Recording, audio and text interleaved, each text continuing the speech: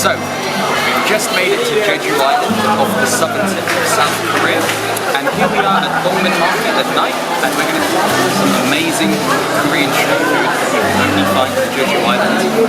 We're starving, so to just curb that initial appetite, we have got ourselves a cheesy looking corn dog. Nothing particularly adventurous, let's see how it is.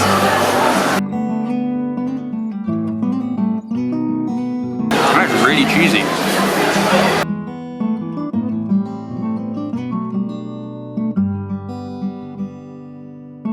Imagine a cheese toasty wrapped in breadcrumb and fried. That's all you've got.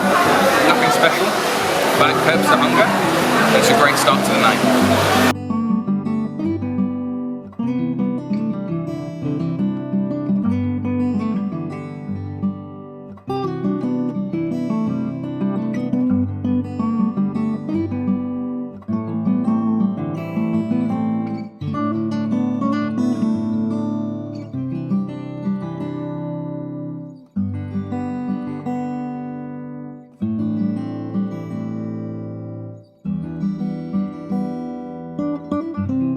So number 2 for today, we have additional berry donkuts. It is a pork cutlet mixed with octopus and abalone, and it's wrapped up in Jeju Food, so the pig is grown here in Jeju Island, and then fried together with a variety of sauces and sides. Let's give it a go.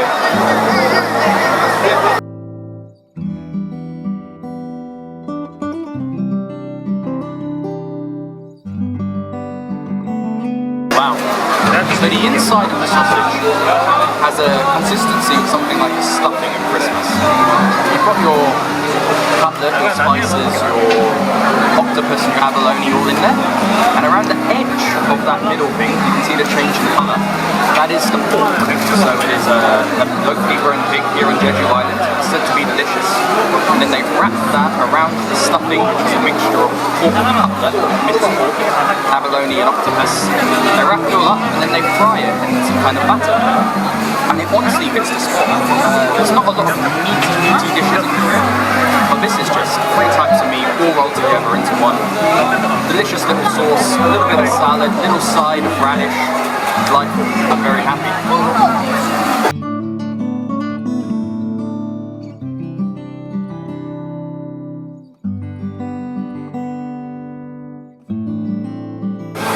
So, reading this Korean sign for this stall in Hangul, it says black pepper steak. So I'm guessing it's a black pepper steak. It comes with some beans, comes with some mushrooms, and it comes with this lovely sauce. Let's give it a go.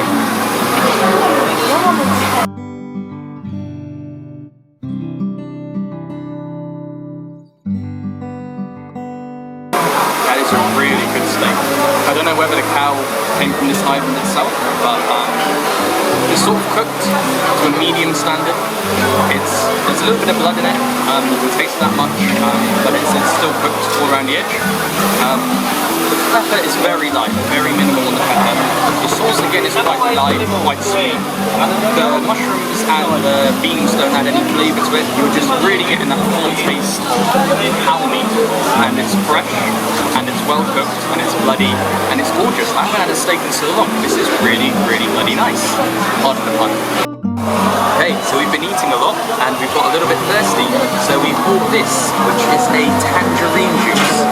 Now these tangerines only grow on Jeju Island, and it's quite a popular activity here. In fact, some people go and just pick tangerines. You pay some money, you get a little basket, you spend the afternoon picking them.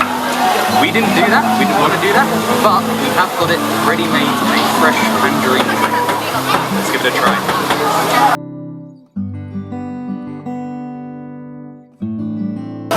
100% freshly squeezed tangerine. What more can you ask for? It's sweet, a little bit tangy. It hits the spot, quenches your thirst. It's refreshing. It's lovely.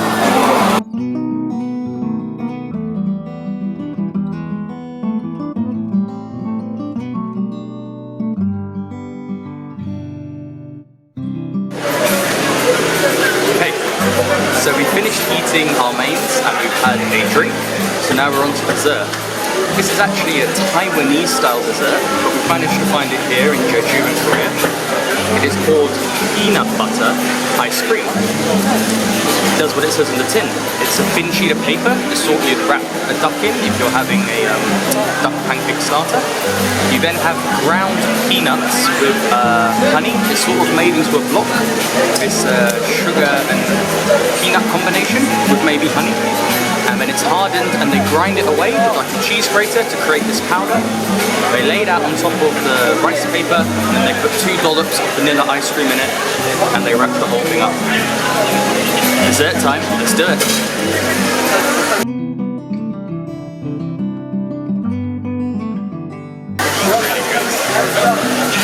Vanilla ice cream, crunchy peanuts, smooth rice paper around the outside. Rice paper, sorry. A lovely dessert, and very light. Still have room in me for one more, I think.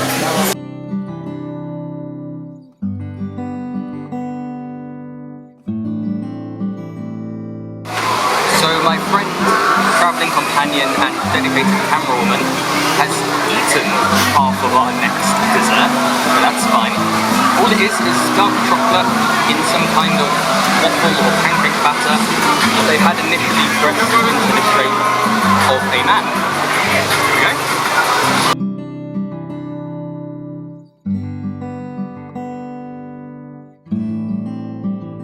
There's nothing new to report here. It's dark chocolate in a pancake tasting exterior.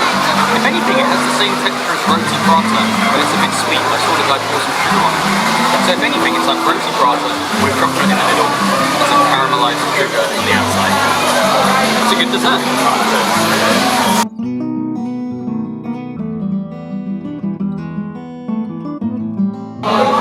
Okay, so day 2 in Jeju, and we are here with some dodgy, meaning pork in noodles. Dodgy.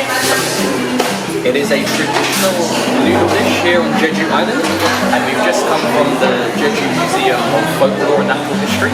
So we've learned about the culture and how the people grew up here, and that they were farmers, and they're famous for their pigs, their pork meat, not having a porky smell or taste.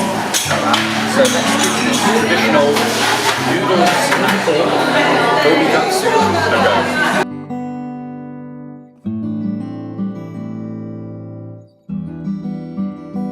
So the food on Goji is known for not being seasoned right. It's quite natural tasting. The pork tastes very clean, very porky. The noodles, you taste the noodles, and the broth is clear and herbal. Well, it's not actually clear. It has almost a milky quality, but it tastes of onions and vegetables. It's a very clean, low-key palate. Nothing particularly stands out. They offer you side dishes and seaweed and chili to bring out the flavour. But if you're after a really simple dish which is healthy and is reflective of Jeju culture and lifestyle, this Goji is what you need to get.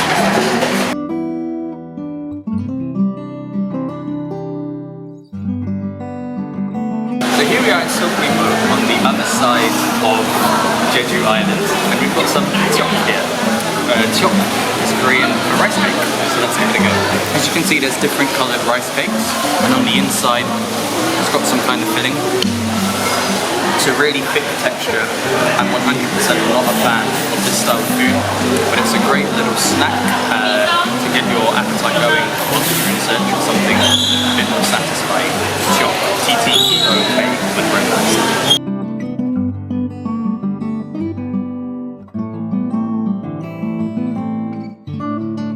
Okay, we've got suje sundae, which is a Korean type of snack. It is pig intestine and rice and soy sauce and various things wrapped up and cooked. The closest thing we have in England is called black pudding. I'm a fan of black pudding. I have no idea if I'll be a fan of this. Let's give it a go.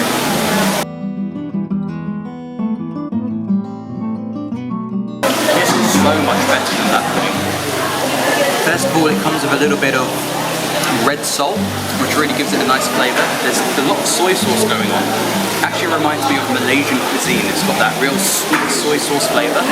You don't taste the intestine, you just taste like sausage and rice wrapped together. I honestly quite like it. The only thing I dislike is how they crease it on the outside. There is a jelly-like texture to the skin.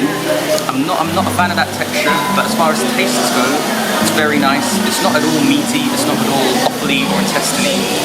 It's actually quite delightful, and I might actually finish the rest of this.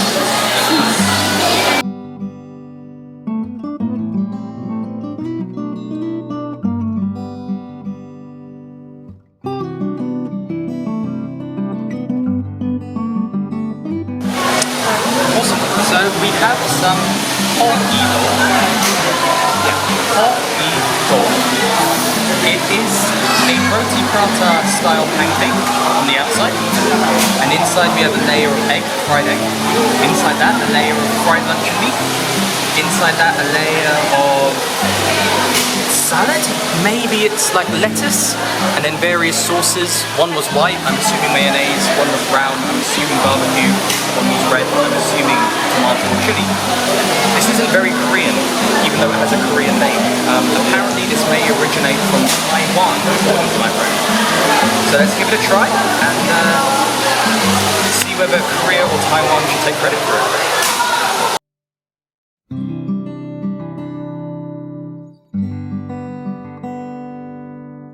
This would be a beaut if you're drunk or hungover. It's like a doner kebab. It's got a bit of meat, a bit of vegetable, a bit of carbohydrate. It's just going to fill you up nicely, take away any hangover you might have. Flavour-wise, it's remarkably unremarkable. There's nothing going on there. I could be eating hardcore stuff, I know. But it's filling, and it's meaty, and it's eggy, and there's some crunchy vegetables. And it only costs a little bit. 3,000 something. Okay, we have dodgy, which is the Korean word for pork. You can see there's some pork floss and it's moving at the top because of the heat of the recently barbecued pork underneath it. I don't really know what it's marinated in. They did it on kebab sticks with bits of capsicum and onion, and then they poured some sauce on top of it. So let's give it a go.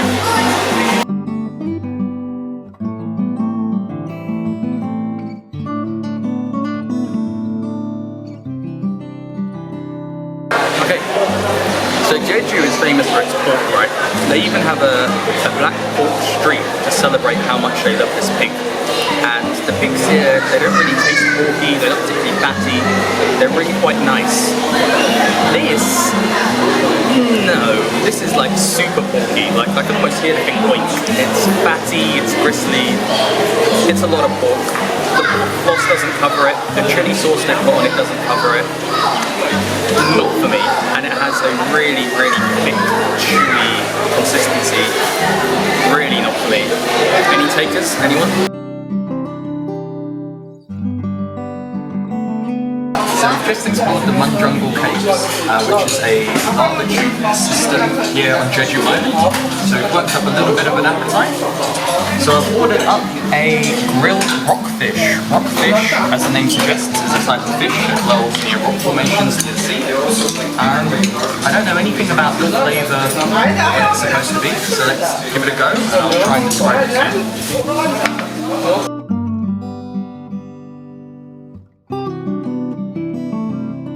Flavours are typical of Jeju, they're not overpowering, they're quite mild. I get the impression it's just fish with vegetables such as green onion, cabbage and some chili fried in oil, grilled in oil. The soup is quite fishy, which is nice, that adds a lot of flavour to the dish. The rice is pretty standard, and we've got some side dishes.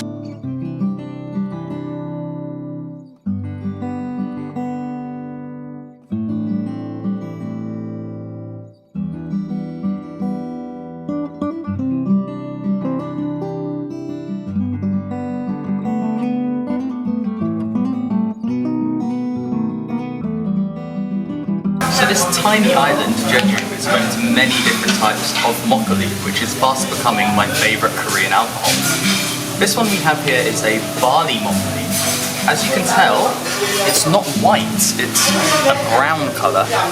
Obviously the colour comes from the husk of the grain barley. So let's see in any way if it's different from the barley, the mokkalis we've tried before.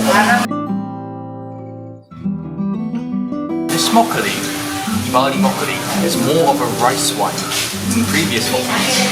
It's flat, it's not sparkling for starters. You don't quite get that dry finish that you sometimes get with other mokkalis. It doesn't smell like mokkali either.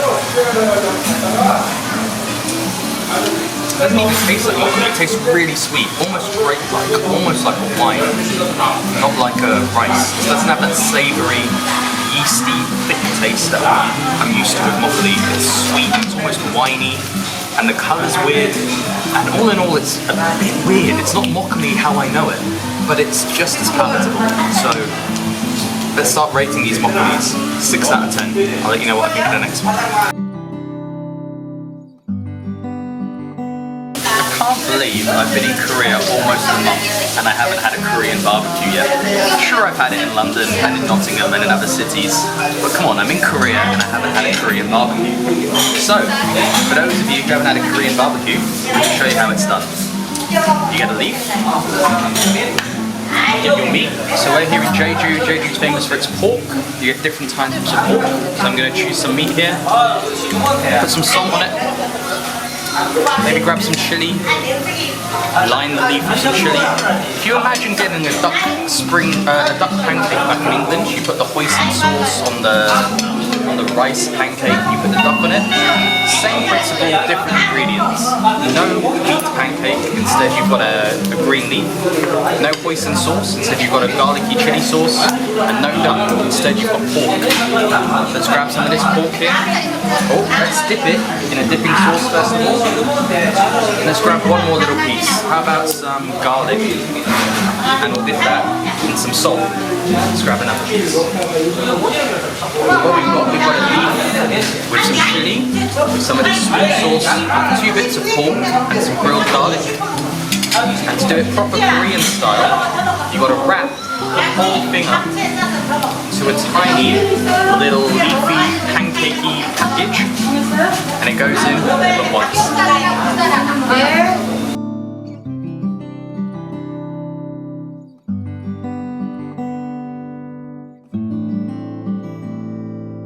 That flavour hits you incredibly hard. I don't know what kind of salt this is, with little black bits in it, but what on earth that is. That has got some power in it. The chili, as we've mentioned, is garlicky, and with some garlic next to it, really brings out the flavour that's already in the chili. The pork, we had a mixture of pork belly, pork neck, pork steak, the leg, the back.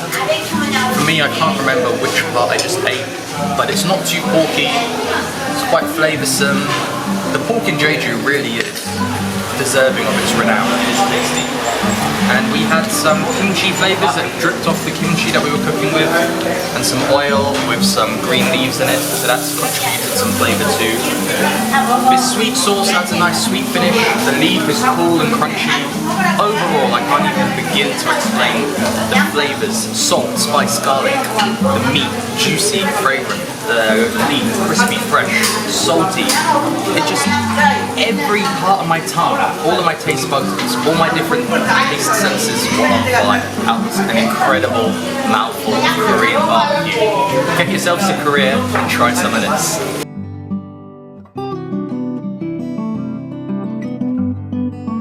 Okay, so we've just come back from exploring a marine aquarium, all the local seafood, fish, sea life, and fish and marine life. And we worked up an appetite, and now we're actually going to eat some local seafood. So I got very excited as an Englishman when I saw a sign saying fish and chips. But the catch is the fish is different here compared to back in England. Back in England you'd have cod or pollock or haddock. Over here we have John Dory, a local fish. Resembles cod, very white flesh. We also have shark, a local shark, which is a dirtier coloured meat. So let's try both and let you know what I think. Tartar sauce.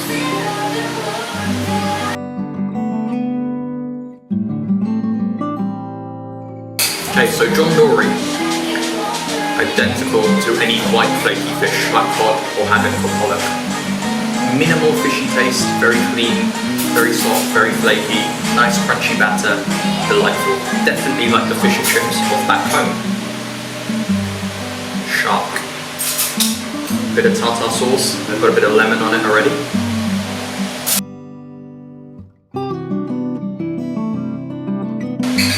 Much thicker, heavier meat. Similar in texture to tuna. That doesn't disintegrate in your mouth like the John Dory. It does hang around. It's almost got, I know musk is a smell, but it's got like a muskier flavour. You feel like you're eating a carnivore, if that makes sense. It's a heavy meat. Honestly, the John Dory is easier and lighter to eat, but the shark has more flavour. So 100% for me, the shark is the winner. What a great English dish in the middle of a Korean island. Fantastic.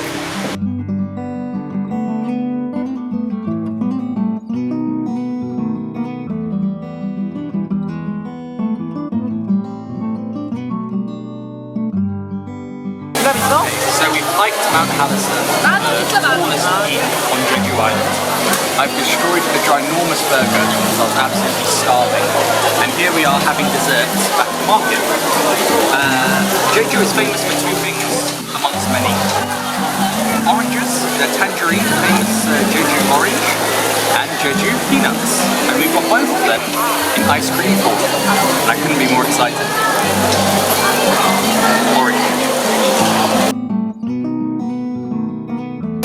Despite being ice cream, it has the consistency and tartness of the sorbet. And with the syrup on the side and a little bit of dried orange, it has one hell of a citrus punch. Amazing. Jeju ice cream number 2, peanuts. Let's give it a go.